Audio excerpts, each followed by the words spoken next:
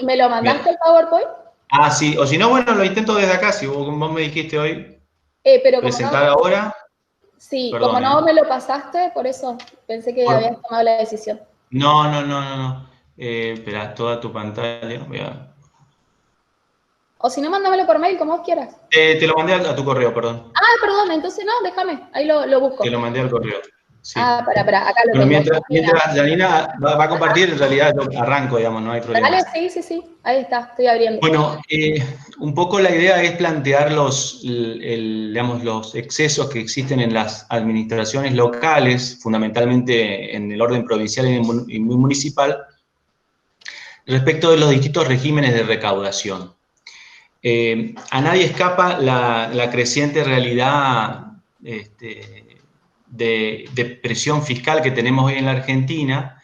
Eso se traduce en los últimos años con una mayor intensidad en los entes gubernamentales subnacionales y a su vez también se manifiesta en la creación de innumerables deberes de información y deberes de colaboración que se traducen en estas obligaciones las que vamos a conversar hoy y los problemas que eso genera en la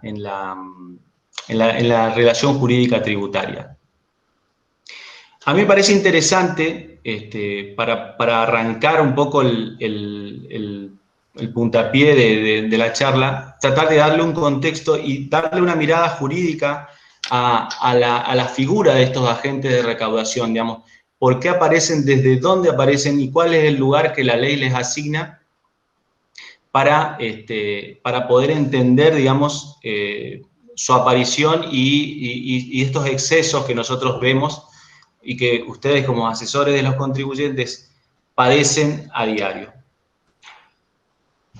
En una primera mirada podemos decir que obviamente que la obligación tributaria nace con el hecho imponible, es decir, el presupuesto legal hipotético cuya configuración fáctica determina la obligación de pagar un tributo, constituye una de las dos obligaciones principales que tiene el sujeto pasivo de esta relación jurídica tributaria, que es la obligación material de ingresar el pago de la obligación tributaria en sí. La segunda de esos deberes lo constituye esos deberes de colaboración, deberes de información, a veces son obligaciones de dar, de hacer, no hacer, que nosotros encontramos para un mejor control y fiscalización de los impuestos. Es decir, nosotros tenemos, por un lado, la obligación material tributaria y por otro lado, esas obligaciones o deberes formales que contribuyen a ese control. Bueno, en esa conjunción, naturalmente la obligación tributaria o el deber formal tributario por antonomasia es la obligación de presentar declaración jurada y exteriorizar a partir de ahí cuál es el hecho imponible, cuál es el contenido, el alcance y la medida de la obligación tributaria, respetando naturalmente la norma que es la que crea previamente justamente la obligación tributaria. A partir de ahí, entonces nosotros encontramos que muchas veces los organismos recaudadores, haciendo abuso de estos deberes formales, se terminan tergiversando esa obligación tributaria, muchas veces en exceso, que generan consecuencias financieras y hasta económicas de parte de todos los contribuyentes.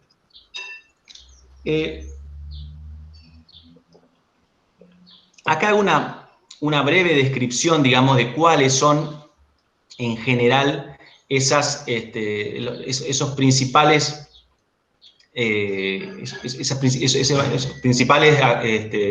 roles o modos de contribuir al pago de la obligación tributaria.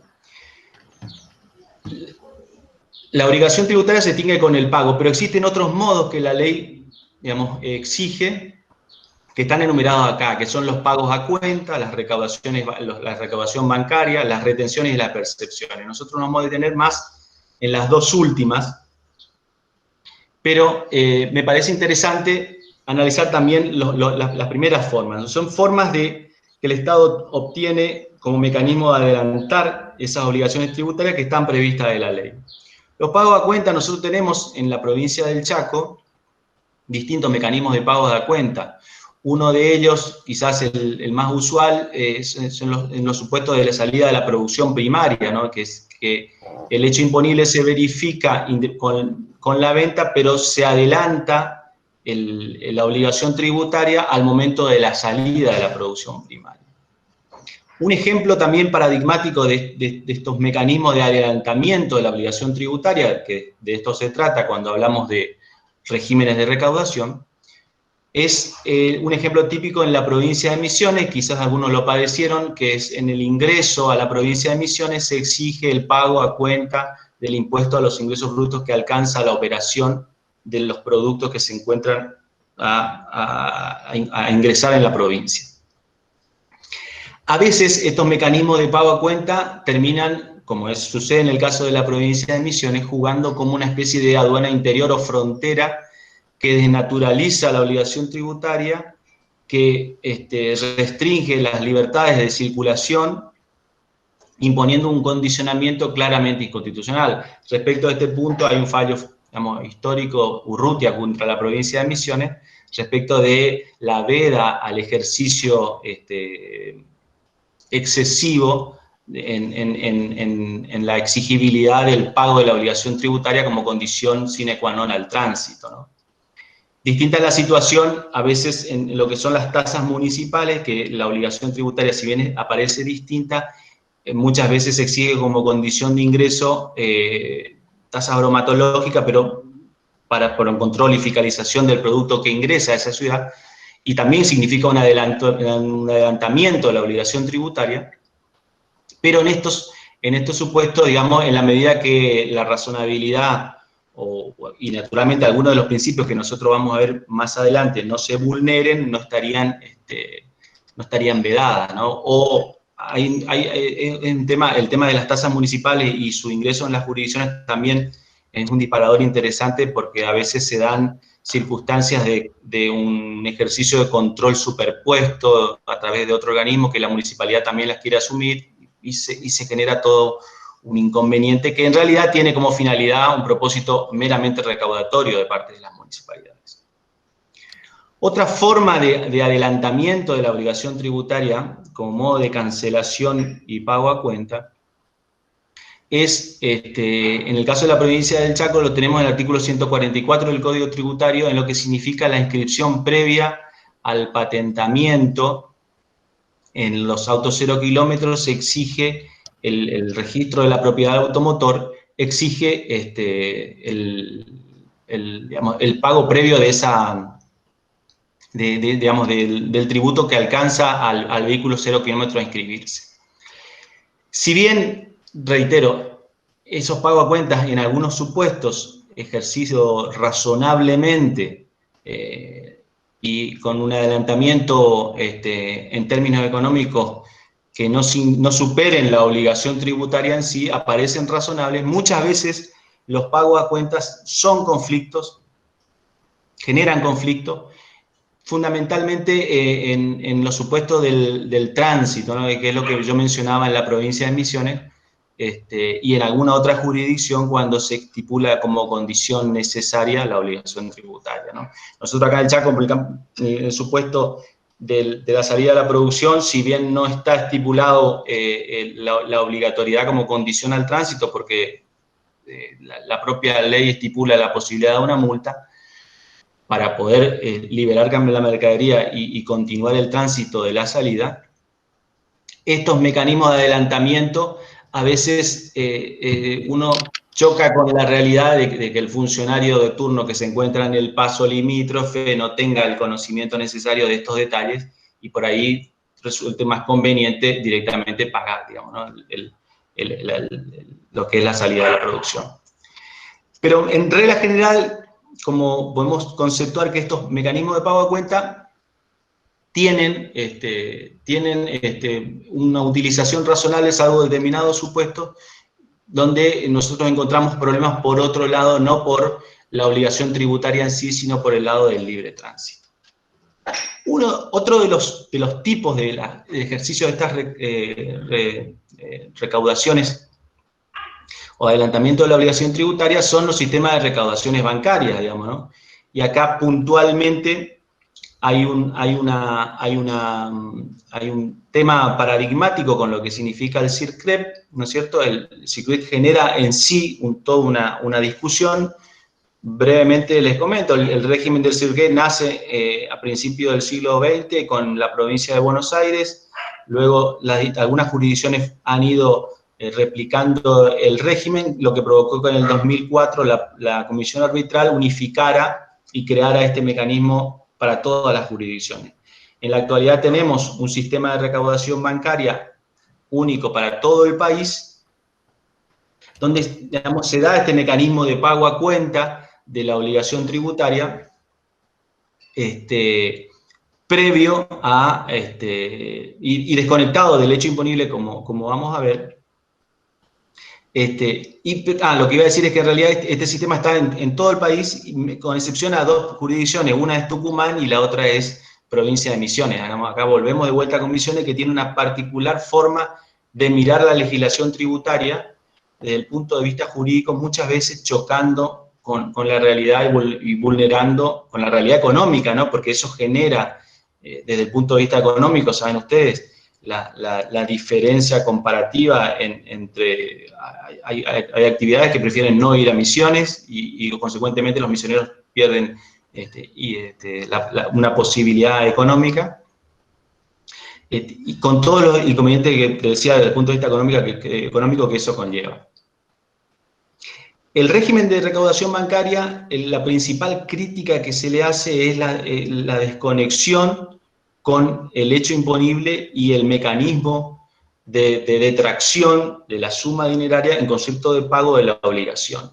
Siempre que exista estos sistemas de adelantamiento de la obligación tributaria, sea a través de un pago a cuenta, sea a través de una retención, una percepción o un mecanismo de recaudación bancaria, tiene que haber una ligazón entre el sujeto contribuyente y quien practica la retención, quien practica la percepción, quien ejerce, o la entidad financiera que ejerce de control de ese pago.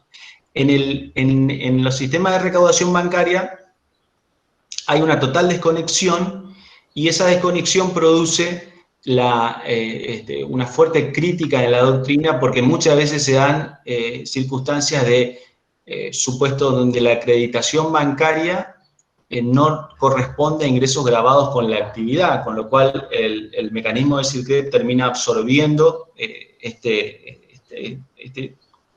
una porción económica por fuera de lo que la ley estipula, porque no son ingresos grabados, no hay hecho imponible.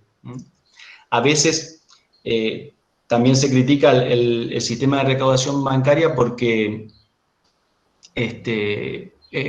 tiene alícuotas diferenciales que en algunos supuestos, por riesgo fiscal, pueden llegar a exceder la obligación tributaria en sí. Es decir, y se dan otros problemas que lo vamos a ver en algunos fallos que voy a mencionar respecto de la extraterritorialidad que algunas jurisdicciones exigen respecto de pagos a cuenta por vía de retenciones bancarias, en total desproporción al cumplimiento de la obligación. La obligación del contribuyente, como dije al principio, es verificado el hecho imponible, deber material de ingresar la obligación. Deber formal, principal, presentar la declaración jurada. La declaración jurada condice que es lo que construye y delimita y determina la obligación tributaria. No puede haber un sistema de recaudación bancaria que se desconecte y que importe un mecanismo de pago a cuenta desconectado de esa relación, ¿no?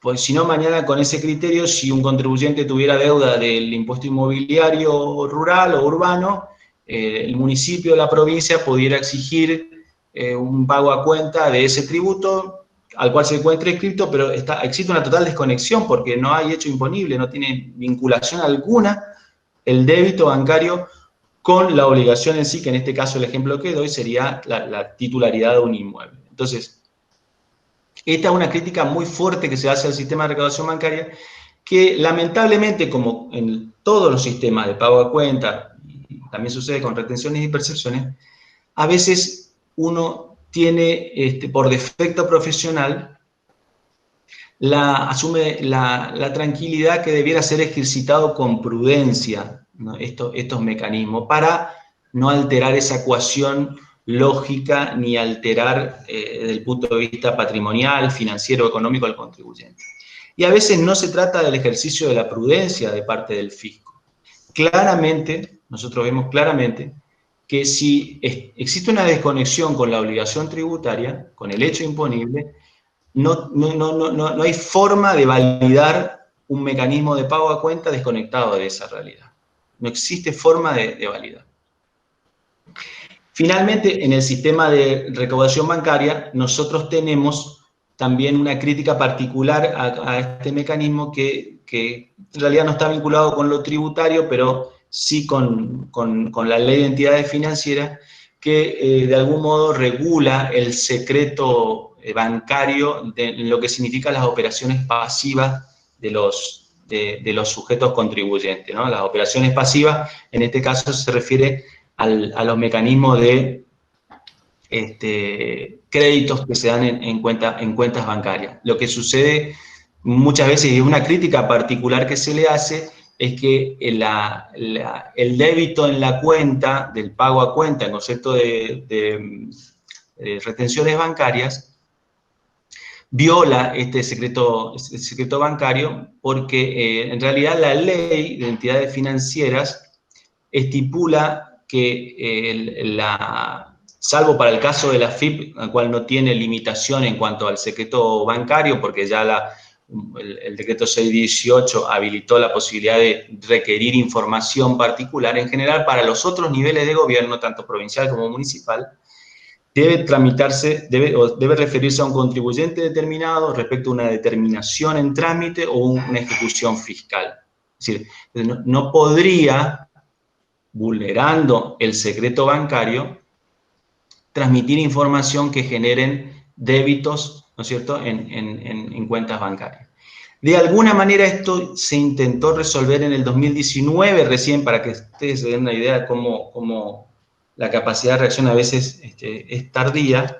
En el 2019 el Banco Central emitió una comunicación donde aclaró el alcance de la posibilidad de la cobertura de este secreto fiscal, de este secreto bancario, perdón, en estos supuestos, a los mecanismos de sirve, dándole, digamos, la libertad de poder practicar las retenciones bancarias en estos supuestos. Bueno,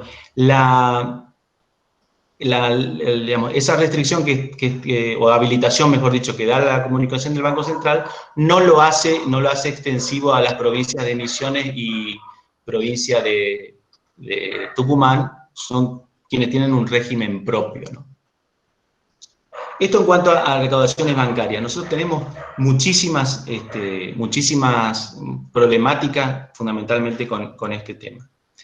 Y después tenemos los otros tipos de adelantamiento de la obligación tributaria, que son las retenciones y las percepciones, que son, bueno, en el caso de las retenciones, saben ustedes que son deudores del contribuyente, alguien que por su oficio, función, o por su actividad está en contacto con un importe dinerario de parte del contribuyente, que la ley le da la posibilidad de amputar la parte que corresponde al fisco y depositarlo en concepto de tributo, ¿no? Y en las percepciones, en sentido contrario, la posibilidad de acrecentar, de incorporar la cuota tributaria digamos, según lo que corresponde en concepto de tributo. En materia de retenciones y percepciones, particularmente nosotros vamos a ver que han ido creciendo de una manera inusitada en los últimos tiempos, tanto a nivel local, como provincial como municipal, las designaciones de agentes de retención y percepción de forma indiscriminada, sin de pronto medir las consecuencias, las capacidades de esta carga pública que de pronto debieran tener algunos contribuyentes con una mínima organización, a veces con todo el riesgo que supone ser pasibles de sanciones en algunos supuestos. Vamos a la otra filmina. ¿Cómo impacta esto? Bueno, impacta en los impuestos provinciales indudablemente de manera directa. Claramente este supuesto de adelantamiento de la obligación tributaria generan muchas veces un desfinanciamiento a los contribuyentes. Quiero distinguir particularmente en los supuestos de creación de estos mecanismos, de agente de retención y percepción particularmente, para los casos de tasas municipales. La crítica que se le encuentra en el supuesto de tasa municipal, a diferencia de lo que son los impuestos provinciales, donde existe una vinculación entre el hecho imponible, el agente de retención y el contribuyente, aunque a veces esa relación no se da en la fuente, existe una relación. En los supuestos de las tasas municipales, la principal crítica que se le hace es que esa conexión no se da. No se da porque el agente de retención o la agente de percepción, pero en los supuestos donde crean las obligaciones como agente de retención, que hay varias municipalidades que tienen para lo que es la tasa de registro, que es la tasa comercial, la creación y la designación formal de agente de retención, Ciudad de Córdoba, La Plata, Posadas de vuelta, entre las principales ciudades. La principal crítica que se le hace en estos supuestos es justamente la desconexión. El hecho imponible para que se verifique y esté en condiciones de verificar el agente de retención que ese hecho imponible va a suceder, en modo alguno puede realizarlo algún contribuyente respecto de otro, porque en las tasas municipales el hecho imponible se verifica por la prestación de un servicio. Recuerden ustedes que en las tasas municipales constituyen lo que se denomina en la categorización clásica de la doctrina de impuestos, tasas y contribuciones, de un tributo vinculado. Con lo cual, si la vinculación, si el hecho imponible nace justamente con la prestación del servicio a cargo del municipio, ¿de qué modo válidamente uno puede relacionar como agente de retención ese vínculo para verificar la existencia o no de ese hecho imponible que nace o no? Hay un fallo muy interesante que ahora en la lista de fallos lo voy a mencionar, donde trata esta cuestión, el fallo de Berkovich, donde justamente analiza esta relación que tiene que haber entre la ponderación que tiene que hacer el agente de retención, donde está totalmente desconectada la obligación y en realidad constituye un empréstito forzoso, esos supuestos donde existe detracción, porque no hay forma de verificar la configuración o verificación del hecho imponible. Otro tema que se da también en los supuestos de tasas municipales es la posibilidad, que también se plantea, es la posibilidad de discutir desde el lugar del agente de recaudación la legalidad del tributo. Este es un tema que por ahí en realidad no se planteó mucho en los tributos provinciales, es decir, en qué medida el contribuyente solidario, porque no deja de ser en estos supuestos deudores solidarios de esa obligación, pueden discutir o no el agente de recaudación el tributo municipal. Hay un fallo también de este año muy interesante de la Corte, que es con Cantalupi, donde la Municipalidad de la Ciudad de Bariloche creó una ecotasa, que en realidad la ecotasa constituye un pago que hacen por pernoctar en cada uno de los hoteles de esa ciudad por una suma fija por habitación. Y designa el contribuyente es el pasajero, designa como agente de recaudación la Municipalidad de Bariloche a los hoteles. Bueno, la discusión naturalmente siempre es un costo y a veces es la realidad de cada comerciante al momento de analizar, termina trasladando ese costo porque la atomización del problema y el costo del problema muchas veces representa un riesgo, digamos, de generar una solidaridad y una eventual sanción de multa que podría generar mayores inconvenientes. Lo interesante de ese fallo es que la Corte permite la discusión para el agente de recaudación del monto del gravamen, en los casos de la ecotasa esta que mencioné recién, justamente por ese carácter de deudor solidario, ¿no? Es decir, no avanza con quizás una discusión de lo que significa el contribuyente de iure y el contribuyente de facto, ¿no? El contribuyente de iure sería el pasajero y el de facto, que pasa mucho con muchos tributos y tenemos ejemplos a montón, en los supuestos también se dan muy frecuentemente en lo que son el ámbito municipal, pero al menos es una posibilidad que habilita la discusión en estos casos. Vamos a la siguiente, Filmina. Entonces, ¿cuáles son los objetivos que se trazan muchas veces en estos supuestos? Es un adelantamiento del gravamen. Este es el propósito que persigue el régimen. Todo el régimen, tanto sea el pago a cuenta, del CIRCREP, de los mecanismos de recaudación bancaria, agente de retención y prestación. Hay una búsqueda de la captación de contribuyentes ocultos.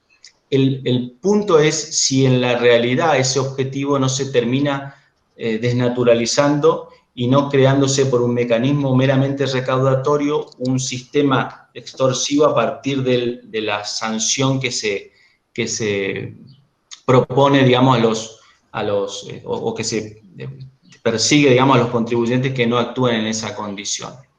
La realidad, lamentablemente, es que estos mecanismos de recaudación local han sido tergiversados y utilizados en exceso, digamos, privilegiando una necesidad de recaudación que muchas veces altera esa obligación tributaria de la que yo hablaba al principio. La obligación tributaria es el pago de la obligación determinada constituida por la verificación del hecho imponible. Si existe un pago en exceso, hay innumerables fallos que estipulan, digamos, cuáles son los límites a esa obligación. Y como hablamos de límites, en realidad estamos hablando de límites al ejercicio de la potestad tributaria. Pasamos, si querés, a la otra filmina. Perdón, me adelantaba. Nosotros tenemos dos problemáticas acá, a veces que se dan, ¿no? Es cuestión de contextualizarla. Desde la gente de recaudación o la gente de percepción por su actuar y el riesgo inmediato, actual, directo que tiene por los mecanismos de solidaridad, que muchas veces se ven sorprendidos en estos supuestos cuando no actúa en esa condición, lo cual es un riesgo importante, digamos, ¿no? Hay jurisdicciones que rápidamente actúan haciendo efectiva la solidaridad sin saber siquiera si la obligación tributaria de la que se trate ha sido cancelada o no. También hemos mencionado algunos fallos que de alguna manera marcan un sendero de cómo debe recorrer el camino, en esos casos, la administración. Y después el problema del sujeto pasible de la recaudación, es decir, desde el que lo sufre, cuando ese sufrimiento implica un acrecentamiento de la obligación tributaria en exceso.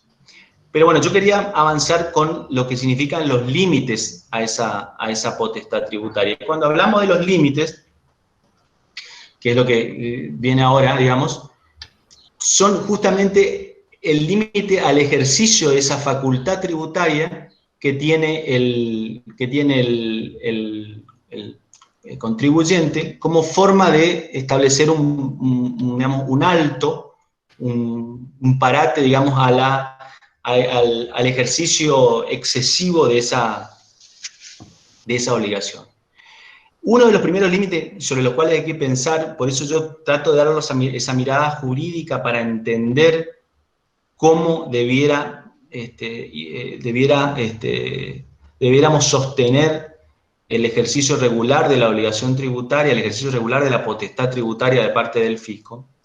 Y el primero de ellos, que es el principio madre, es el principio de legalidad o reserva de ley, ¿no? Es decir, esta derivación de que nadie está obligado a hacer lo que la ley no manda, ni privado de lo que ella no prohíbe, esta derivación de que la obligación tributaria, por aquel aforismo de nulum tributum sine lege, tiene que estar determinada en la ley, ya sea en la descripción del hecho imponible, de la base imponible, de dos sujetos de la accesión, en toda la composición y estructura de la matriz del impuesto, tiene que surgir de la ley. Ahora bien, la realidad hace que muchas veces se delegan en organismos administrativos parte de esa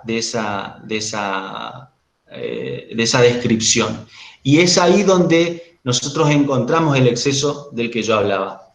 Quizás la ley debiera darle un marco más acotado, porque la erradicación que significa la designación de un responsable solidario, establecer deberes formales que incluso en algunos supuestos implican la interpretación de la ley misma. Es decir, imagínense un agente de retención analizando un supuesto si corresponde o no la retención. Es decir, ni qué hablar la carga en materia de tiempo y de costo que significa actuar en esa condición. En algunos supuestos es mucho más fácil, que es los ejemplos de retenciones bancarias, no tiene duda. O sea, en esos casos no hay inconveniente. Pero la dificultad a veces para el que actúa en esa condición se encuentra con este límite que le tiene que marcar la legalidad. Es decir, la ley le tiene que describir claramente los supuestos de imposición, y si existe alguna delegación que también es fuertemente criticada por alguna jurisprudencia de la doctrina, tiene que ser utilizada con prudencia, con razonabilidad, de forma tal que no se desvirtúe, imagínense, hoy el mecanismo de recaudación bancaria a veces determina la alícuota del impuesto. Hoy, con lo cual desnaturaliza uno de los elementos esenciales de la obligación tributaria que tiene que surgir de la ley, digamos, ¿no? Hay un caso acá de la provincia del Chaco que creaba solidaridad en los supuestos de la salida a la producción primaria a través de un decreto, interpretando a su vez una resolución general de una manera más restrictiva ese decreto. Bueno, finalmente todas esas circunstancias, lamentablemente hay que recorrer un camino administrativo y eventualmente judicial para obtener la respuesta, cuando válidamente no se puede, digamos, acorralar al contribuyente, exigirle mucho más de lo que constituye la obligación tributaria, por vía de reglamentaciones o interpretaciones de la administración que no surgen de la ley. Donde tenemos que nunca, digamos, dejar de lado y olvidarnos de lo que significa el hecho imponible, ¿no es cierto?, y la obligación tributaria, que ahí está estipulada la ley.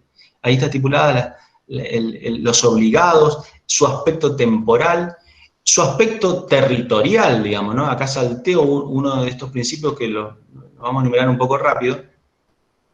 La idea de territorialidad, de que ninguna provincia puede legislar, y ninguna jurisdicción en general alcanza a los municipios, respecto de cosas o personas que no se hayan sometido a su competencia espacial y territorial, digamos, ¿no? La Constitución Nacional restringe esa posibilidad, artículo 104. Es decir, no es una garantía delegada, con lo cual esa voracidad de buscar retenciones de una jurisdicción respecto a otro contribuyente que se encuentra en otra jurisdicción, por un fisco que está en una tercera jurisdicción donde el hecho imponible no se configura, nada más se encuentran inscriptos ambos contribuyentes con una participación en el coeficiente que a veces es mínima, desnaturaliza esa territorialidad, absolutamente desnaturaliza, digamos, ¿no? Es muy conocido lo que pasó entre 2008 y 2009 con lo que fue ARBA, ¿no? ARBA arrancó el régimen de retenciones bancarias extendiéndolo a todos los contribuyentes, y como los bancos tienen la mayoría de delegaciones en todas las provincias, cualquiera que hacía una compra en provincia de Buenos Aires estaba alcanzado a veces con una alícuota que excedía el monto de la obligación tributaria. Entonces, lamentablemente hay que visualizar estos principios para no perderlos de vista, y tener en cuenta que cuando uno analiza la relación tributaria, tiene que mirar esto, tiene que ponderar esto y ver si el alcance de la ley cubre y cumple estas reglas. El derecho de propiedad, digamos, digamos, no deja de ser de algún modo que uno se encuentra sujeto a que una autoridad administrativa despoje parte del patrimonio de un sujeto sin ley que lo autorice, porque la ley estaría en ese caso huérfana, el mecanismo que se utiliza, sin resolución judicial que lo habilite. Es decir, es clarísimo el fallo Intercorp, que es a propósito de los sistemas de ejecuciones fiscales y los embargos de cuentas decretados por el agente fiscal sin intervención de la justicia, respecto a la vulneración del derecho de propiedad en estos casos. El principio de razonabilidad, es decir, previsto en el artículo 28, la adecuación de los medios y fines, si hay verdaderamente proporcionalidad en la búsqueda del adelantamiento, uno entiende la necesidad de los recursos, pero a costa de financiar el fisco, se generan saldos a favor que son de imposible devolución o de imposible uso de parte del contribuyente. Si se altera la regla de la razonabilidad de la utilización de esos medios a los fines que correspondan para poder dar una regla sana al pago de la obligación. El derecho de defensa y el debido proceso también se ven vulnerados a veces en estos supuestos. Esas designaciones, y yo traigo la provincia de Misiones porque es de las más próximas a nuestra jurisdicción, y es de las que más afecta, uno ve la afectación de estos principios, es decir, la designación automática sin que uno se entere del carácter de agente de retención, exigiendo por su condición de solidario, porque de alguna manera el agente de retención es un deudor solidario de la obligación tributaria, genera la determinación de la obligación tributaria y muchas veces en la determinación el sujeto puede válidamente exigir, y también vamos a ver un fallo sobre esto, la participación del contribuyente para saber si la obligación tributaria se pagó o no, si el agente de retención que no retuvo, al cual se le hace solidario de la obligación tributaria, saber si el sujeto pasivo de la relación efectivamente ha pagado o no la obligación tributaria o si el fisco lo ha intimado, ¿no? En función de la legislación local, digamos, ¿no? Y muchas veces los fiscos prefieren abandonar esa búsqueda de la verdad material, abandonar la búsqueda del contribuyente sobre pretexto de asegurarse un crédito en el deudor solidario, cuando en realidad el obligado principal es el contribuyente. Entonces, que no intervenga en el proceso de determinación de oficio de la obligación tributaria del sujeto, agente de retención, el verdadero contribuyente, viola el derecho de defensa y el debido proceso del sujeto agente de retención. Esto es lamentablemente una práctica habitual que es absolutamente desconocida, porque además, como dice la Corte desde Sintafón, que es otro de los fallos que vamos a mencionar, quedaría liberado el agente de retención si el contribuyente pagó la obligación tributaria que se corresponde, si no habría un enriquecimiento sin causa de parte del fisco. Es decir, estos son algunos de estos principios y por ahí no me quiero detener con otros principios que por ahí uno podría abarcar también críticas respecto de esta figura, como la capacidad contributiva, es decir, donde claramente cuando la cuantía de la obligación excede lo que estipula la ley, justamente se altera esa regla de la capacidad contributiva. Si la capacidad contributiva que la ley estipula es un porcentaje determinado, plantear en exceso una retención o una recaudación bancaria vulnera esa garantía de capacidad contributiva. O ya sería mucho más grave los supuestos de confiscatoriedad, digamos, ¿no? Es decir, donde en estos casos quizás sea un poco más difícil el agravio de probar, porque obviamente requiere una absorción sustancial de la renta o capital, pero de algún modo se lesiona la frontera de ese límite. Entonces, yo creo que los límites generales que uno tiene a la potestad tributaria puede tranquilamente traspolarlos a las figuras de estos agentes de recaudación y mirar con esa mirada del tamiz de la legalidad, del derecho de propiedad, del derecho de defensa y analizar si se cumplen o no cada uno de estos principios. Naturalmente, esto es muy hermoso, muy lindo de lo doctrinario y la verdad que sirve para escribir muchas hojas, pero la realidad práctica hace que muchas veces el contribuyente desista de la posibilidad de discutir estos límites. Desista porque, tratándose de derecho público local, uno tiene que litigar en esa jurisdicción, y a veces litigar en la jurisdicción local respecto de un tributo local hace una mirada de la justicia un poco, y lo digo sin ponerme colorado, un poco parcial, digamos, ¿no? Entonces, si bien uno tiene la posibilidad de recurrir a la corte o a otros mecanismos, digamos, ¿no? En algunos supuestos, como eventualmente serían la comisión arbitral, o eventualmente la Comisión Federal de Impuestos, la realidad a veces choca la realidad del problema, choca con estos límites. Entonces, resulta muy difícil ponerle el cascabel al gato. Resulta muy difícil en esta realidad de necesidad creciente de recursos de parte de los organismos subnacionales y establecer estos límites que de alguna manera debieran surgir de la ley. Hay otros límites que también se encuentran, que están en el régimen de coparticipación federal, el artículo 9, inciso B, la restricción a la prohibición de impuestos análogos a los coparticipados, creo que la próxima Filipina. Y el otro límite del que yo quería mencionar como relevante es el consenso fiscal del 2017, donde asumen las provincias y la ciudad de Buenos Aires algunos compromisos, y quiero leerlo rápidamente, ¿no? Dice el inciso E: adecuar el funcionamiento de los regímenes de retención, percepción y recaudación del gravamen de manera tal de respetar el límite territorial de la potestad tributaria de las jurisdicciones, según lo previsto en el convenio, y evitar la generación de saldos a favor inadecuados o permanentes que tornen más gravosos la actuación interjurisdiccional de un contribuyente.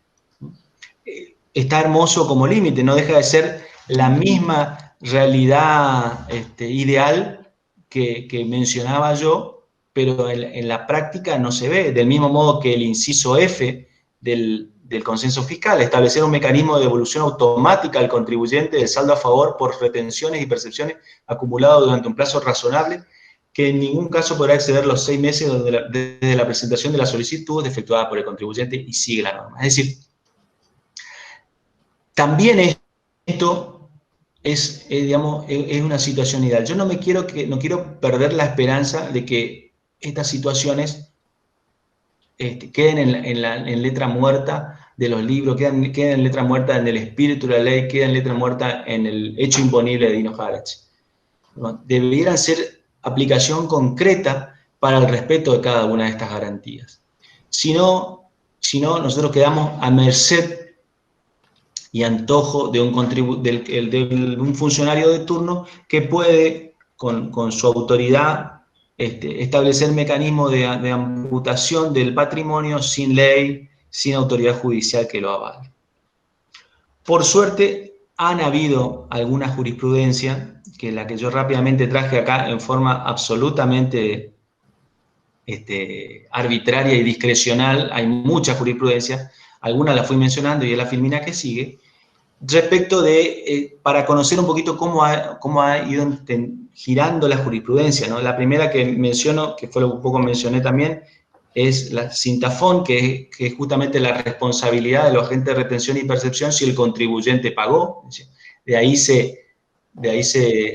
esa liberación, y no quiero leer el fallo, pero se los dejo para que de pronto ustedes, si se le da la circunstancia de algún caso, o para analizar con más profundidad.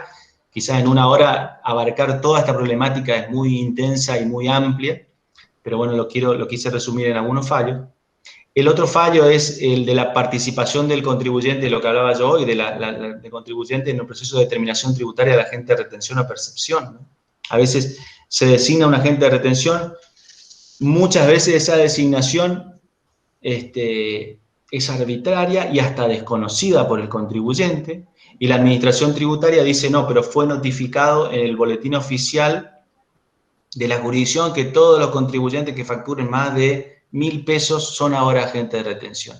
¿Se imaginan para la tarea del asesor contable leer 24 boletines oficiales todos los días para ver si las novedades tributarias? permiten incluir hace prácticamente imposible, ¿no? La lógica de la designación mínimamente en estos supuestos debería ser con notificación al contribuyente y esto no se hace. Incluso la provincia de Misiones lo ha tenido hasta el 2015 y después abandonó ese criterio de notificación. Pero entonces, frente a ese riesgo de la solidaridad y sobre el oído mojado, porque sobre la solidaridad viene la sanción de multa por no actuar como agente de retención, se le restringe la posibilidad al designado agente de retención de que el contribuyente participe en la determinación tributaria y llamar o convocar o ver esas operaciones que eventualmente estuvieron alcanzadas por retenciones o percepciones no practicadas, ver si en ese proceso se acredita el pago del impuesto que corresponde a cada uno de esos contribuyentes. Bueno, lamentablemente eso no se ve muy usualmente, pero este fallo saludable de la Cámara de Contencioso Administrativo de Tucumán habilitó esa participación. El otro es lo que mencioné yo de Intercorp, que es un fallo icónico, digamos que es un leading case, que es la restricción a la posibilidad de los embargos judiciales, de los embargos bancarios, perdón, sin resolución judicial. Tiene su ligazón con esta problemática porque de alguna manera nos refuerza la idea de que el desapoderamiento del patrimonio del contribuyente tiene que tener su origen en la ley. Y si no es en la ley, tiene que tener su origen o fuente en una resolución judicial. Si no, basta una resolución administrativa para digamos, afectar afectar el patrimonio del contribuyente. El otro fallo que yo menciono ahí es la Asociación de Bancos de la Provincia de Buenos Aires había sacado un régimen de extraterritorialidad del sistema de recaudación bancario, entonces a todos los bancos respecto a todos los contribuyentes que tenía inscrito como tal, digamos. De alguna manera la Corte le puso límite a esa exagerada forma de legislar respecto de la posibilidad de captar pagos a cuenta mediante este mecanismo de retención bancaria de contribuyentes inscritos por la provincia de Buenos Aires en el impuesto sobre los ingresos brutos, pero que no tenían domicilio fiscal en la jurisdicción y no tenían actividad declarada, o sea, lo tenían inscrito nada más que la agencia de recaudación como contribuyente.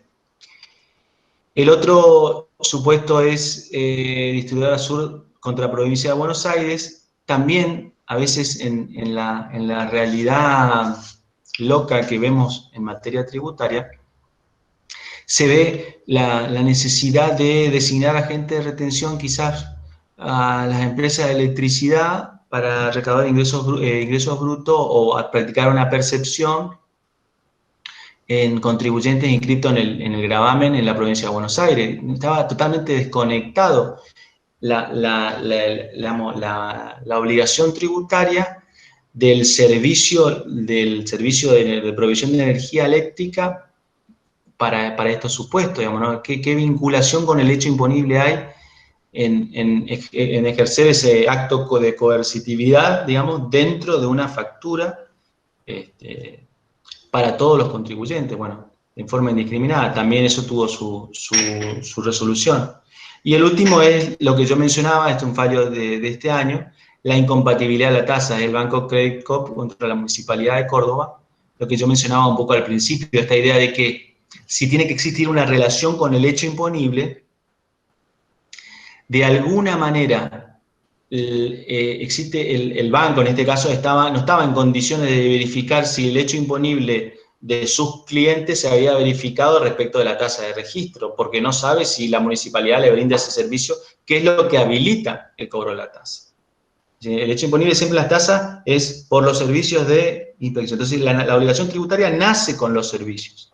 Entonces, el banco se encontraba en imposibilidad de saber si se podía verificar o no ese hecho imponible respecto de sus clientes. Entonces, es claramente incompatible en los supuestos de la tasa, justamente por esta desconexión con el hecho imponible que existe. Bueno, para cerrar, digamos, cuáles las vías de solución, digamos, que nosotros, que de pronto se pueden encontrar. Y en realidad uno no puede encontrar nada nuevo, o sea, los mecanismos de exclusión o de atenuación o certificados de retención o percepción que se encuentran dentro de las propias legislaciones locales. Evidentemente, la tarea, en este caso tanto del contribuyente como de su asesor, es quizás medir el riesgo de forma tal de que el crecimiento de ese saldo a favor o el costo financiero no termine trasladándose en un costo económico para el contribuyente. Máxime en épocas de vacas flacas como hay ahora y en épocas de creciente inflación, donde la indisponibilidad de un recurso o una imputación de un pago a cuenta que no puede ser efectivizado o aprovechado íntegramente, va a generar inconvenientes.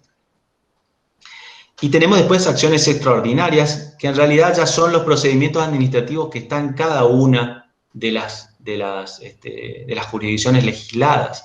Es decir, tenemos los mecanismos de devolución, que a veces la devolución significa un crédito y no significa efectivamente la devolución del dinero. En algunas jurisdicciones ese crédito se puede transferir, en otras no.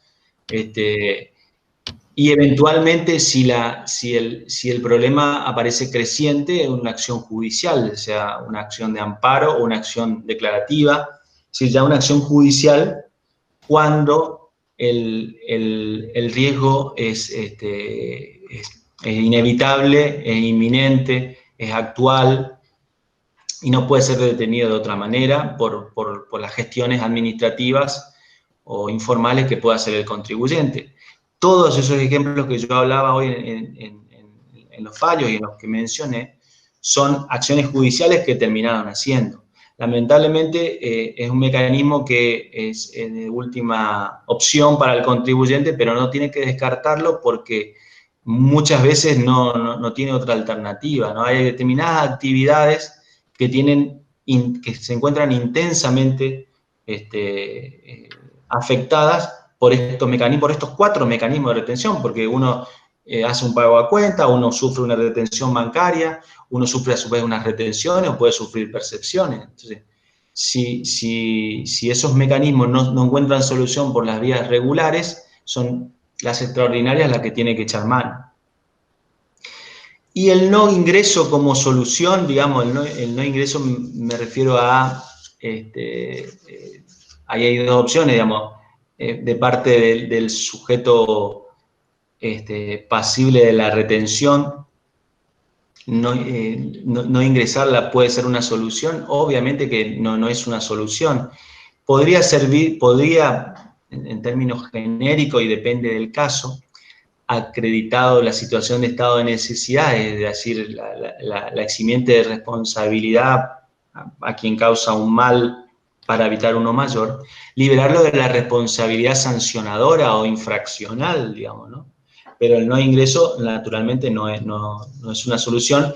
Lo puse como forma de pregunta porque obviamente que en esta época de supervivencia en la pandemia, muchas veces se utilizan esas retenciones como forma de, bueno, mantener la actividad, digamos, ¿no? Es decir, si se da esos supuestos, no, obviamente no lo va a liberar de la obligación solidaria si practicó la retención, pero sí lo podría liberar acreditada la circunstancia de extrema necesidad de supervivencia, de mantener la actividad económica, del eventual riesgo de sanciones infraccionales o incluso penales que pudiera tener. Bueno, este es un poco un pantallazo general y rápido que yo quise describir para plantear un poco la problemática de qué significa este riesgo actual que tenemos todos. Así que como contribuyente y como asesor, ¿no? Porque uno también corre ese riesgo como contribuyente muchas veces. Así que, no sé, te cedo la palabra, les agradezco todo y obviamente que estamos dispuestos a algún intercambio de opinión, alguna pregunta o alguna otra sugerencia. Bueno, voy a hacer la primera encuesta mientras piensan alguna pregunta, porque como estaba en modo de presentación, no había podido hacerla. Ahí hay una pregunta, me parece.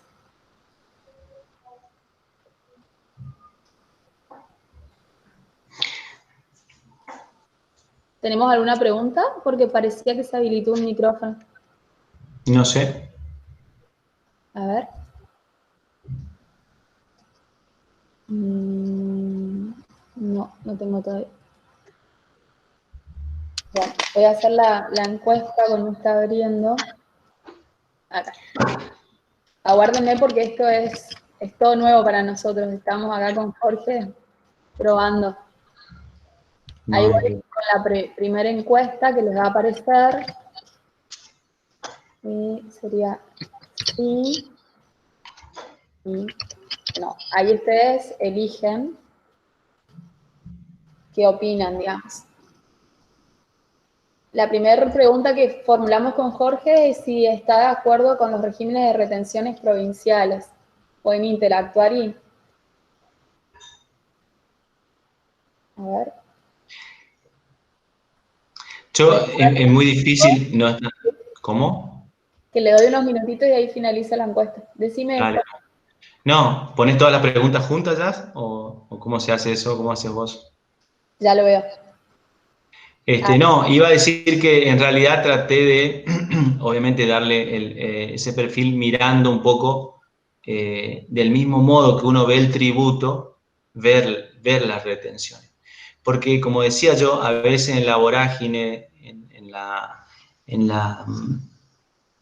actividad laboral, uno da por sentado algunas cosas que por ahí no las tiene que dar por sentado, ¿no?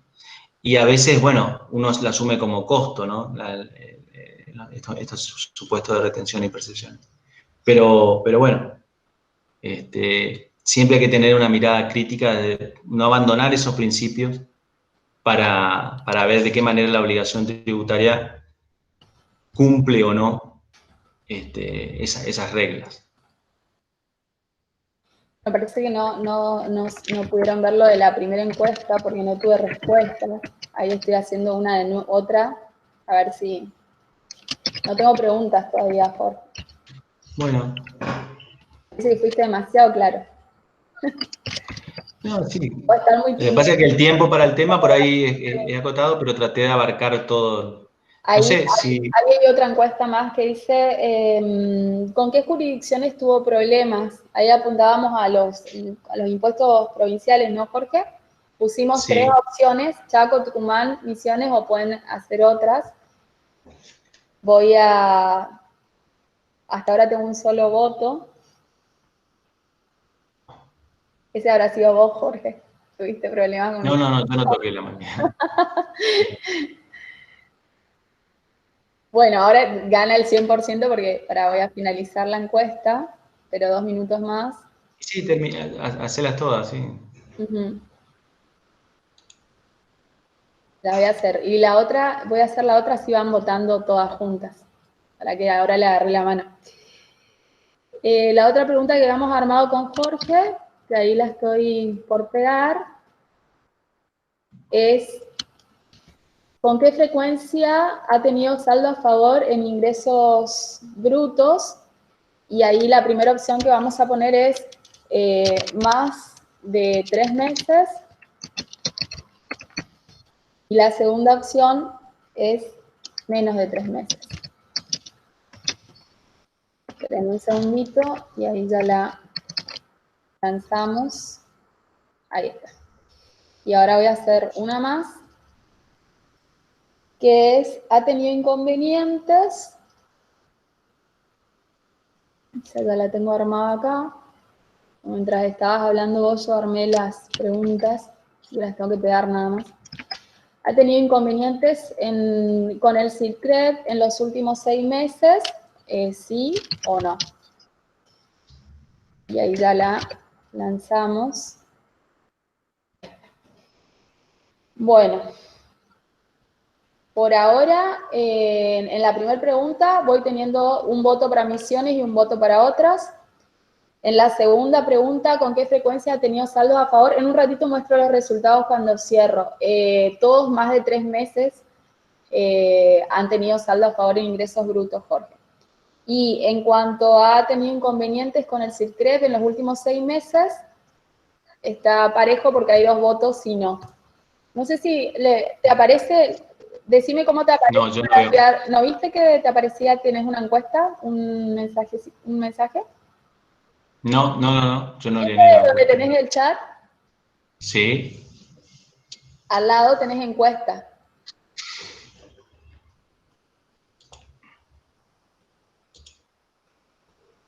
Ah, está bien. Así pueden verlo. Si ustedes, hasta ahora, si ustedes van al donde escriben en el chat, tienen una opción que es encuestas. Entonces ahí pueden votar, digamos, con las opciones, porque hasta ahora estoy teniendo solo 3 votos.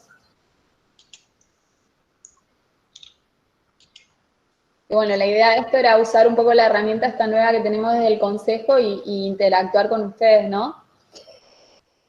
Así que creo que con esto ya lo probamos. Ah, Ahí va, sí. voy a poner finalizar encuesta y les voy a mostrar todos los resultados. Esperen. Ahí ustedes, si entran de vuelta en la opción de mostrar encuestas, que yo mostré los resultados en encuestas, van a ver. Ahí está. Uh-huh. Ahí sale terminado. Uh-huh. Ahí está. No, como es nueva la herramienta, viste, todavía estamos probando. Así que nos permitiste probarla, Jorge. Bueno, no sé si los colegas tienen alguna Perfecto. pregunta en el chat. Yo no tengo ninguna, pero pueden, si quieren, habilitar su micrófono.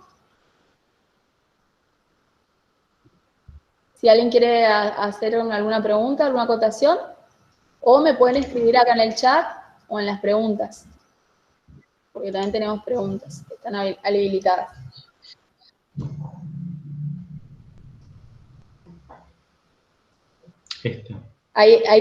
Bueno, ahí me están diciendo que es excelente la charla. Nos saluda Carolina desde Charata. Ahí tengo Juan Diego Cosentino, perdón. Para evitar retenciones bancarias, ¿conviene inscribirse en convenio y con CIRCREV?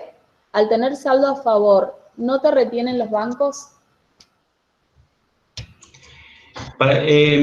Tiene A como ver, dos partes la pregunta para mí, ¿no? ¿cómo? Que tiene dos partes la pregunta, porque primero te dice, para evitar las retenciones bancarias, te pregunta si conviene inscribirse en convenio. En realidad, la conveniencia o no, en realidad es si corresponde o no, digamos. Me parece que más conveniencia o no. Yo no creo que las retenciones de convenio sean o sea, que tengan menores retenciones por ser contribuyente directo, ¿no? En general. Y la otra pregunta, al tener saldo a favor, no te retienen los bancos. Con el CIRCREV. Sí, exacto. Claramente lo que pasa es que hay que hacer todo un No es mecanismo automático, digamos, no es que vos no teniendo es saldo a favor automático, te exacto, dejan hay que hacer un pedido. Hay que hacer un pedido, exactamente. Sí, y sí, sí. tampoco es que al otro día que hiciste el pedido te dejan de retener. Debe tener un... Exacto, exactamente. Bien. ¿Puedo preguntar algo? Sí, sí, dale. Buenas tardes. Ahí yo escucho muy bajo. Si te acercás un poquitito. ¿Así se escucha? ¿Se escucha? Sí, yo te Sí. escucho. Ajá.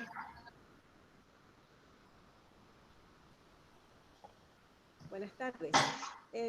Quería consultar si, por ejemplo, en un caso de contribuyente directo de Chaco, cuando uno observa que se presenta saldo a favor por varios periodos y el contribuyente tiene régimen de retención, tiene CIRCREV, si existe un procedimiento normado para pedir o la reducción de alícuota del CIRCREV o la suspensión o la constancia de no retención. He tenido casos en donde le han otorgado el comprobante de no retención y no han cambiado nada con respecto al CIRCREV. Y por supuesto, ya llevo más de 8 o 9 meses con saldo a favor. Ay, yo recién me puse el micrófono así para escucharlo. Disculpame, te voy a pedir si puedes repetir la pregunta. Sí, cómo no. En un contribuyente de directo de Chaco, por ejemplo, llevo varios meses, más de 8 o 9, con saldo a favor. El contribuyente está sujeto al régimen de retenciones y también tiene la aplicación del CIRCREV, por todo lo que sea el tema bancario.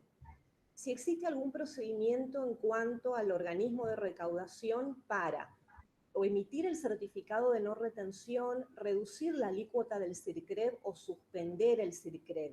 Si el organismo hace algún análisis, porque en algunos casos se reduce la alícuota del CIRCREV, en otros casos me han suspendido la aplicación del CIRCREV y en otros pasa el tiempo y no he tenido respuesta en ningún sentido, ni el comprobante de no retención ni la aplicación de medidas con respecto al CIRCREV.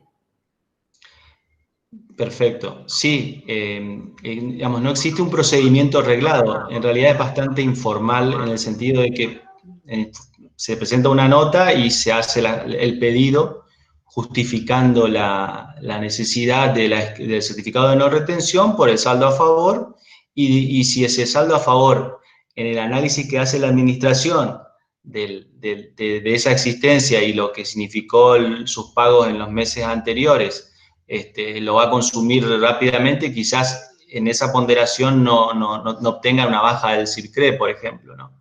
Pero no hay una regla, no hay un mecanismo, eso también es otro tema, ¿no? Es decir, donde se creen ciertos parámetros o estándar para decir, bueno, hasta determinado límite te puedo dar un certificado de no retención o te excluyo del CIRCREV, digamos, ¿no? Es todo muy, por lo menos en el Chaco, es aún con muy buena voluntad, porque doy fe de eso, digamos, dentro de las jurisdicciones del Nordeste, en este punto es quizás a veces la que de alguna manera en mejor medida trabaja. Obviamente que estas circunstancias extraordinarias que estamos viviendo por ahí no es la mejor situación, pero se hace un análisis y una ponderación del caso. O sea, no hay una regla armada que establezca parámetros fijos de determinada cuantía para decir, bueno, hasta aquí o hasta acá. Pero en la medida que se presenten las notas, se obtienen esas exclusiones y las no retenciones. Son más exclusiones que reducción de alícuota. Bueno, ahí no sé, Ani, si quedó contestada tu pregunta. Quería consultarle si en realidad también me parece que por lo que el doctor explicó no hay tampoco periodos de saldo a favor que se exijan, 3 meses, 6 meses, quizás no me quedó claro, por eso reitero. ¿Existen determinados periodos de saldos a favor? No hay parámetros, no hay parámetros, es decir, no hay una parametrización que te obligue a vos, por lo menos que yo te tenga presente, que te obligues a pedir la exclusión, digamos, si al mes tenés y es, digamos, exagerado en relación a lo que venías pagando y quizás puedas obtener rápidamente la exclusión. En realidad, aunque existieran esos parámetros, vuelvo a lo mismo, no es razonable que uno financie al fisco, digamos. O sea, si uno tiene un mes, la obligación del fisco es darle ese certificado de no retención, aunque sea por un mes, y excluirlo, aunque sea por un mes, por el CIRCREV, digamos. Uno no puede estar diciendo, no, vos, esperá a acumular más saldo para poder excluirte. Eso, aunque hubiera una parametrización, está mal. Bien, ahí me dijo gracias. Bueno, ahí dice Silvia Soria, dice que, bueno, es un criterio. Te lo leo por las dudas si algunos no leyeron, porque antes Juan Diego te había expuesto completando su pregunta, y cuando da a pagar me sube el CIRCREV, que es un poco lo que dijo Ani, ¿no? Que en algunos casos le subía, le bajaba o no le retenía, digamos. Está bien, pero siempre con una alícuota menor de la actividad. Exacto. Mucho menor, porque el coeficiente también ahí sí. Bueno, y acá, Silvia, o querés leerlo vos, como quieras. No. La última que leo acá, los casos que pedí me explicaron que como mínimo tiene que acumularse el saldo a favor en 3 meses consecutivos. Bueno, yo no conozco una resolución que diga eso. Y repito, aunque dijera eso en una resolución, en realidad el contribuyente, al tener acumulado un mes, y más en circunstancias extraordinarias como actual, con la inflación, con la cuestión económica como está, No puede esperar 3 meses para pedir la exclusión de la retención o la baja del CIRCREP. A veces también hay todo un mecanismo, como el CIRCREP no lo administra el Chaco y tiene una fecha de cierre y un corte, que quizás si uno lo pide, no sé, no tengo claro ahora, pero si lo pide el 20 de octubre y quizás entre en diciembre, porque el CIRCREP cierra el 18, no sé. Hay cuestiones de procedimiento que no lo administra el Chaco, pero... Claro, prácticas, digamos, de la operatoria del sistema en sí. Claro. ¿Y qué se puede presentar al sector de análisis fiscal para que no se amparen en la situación de 3 meses?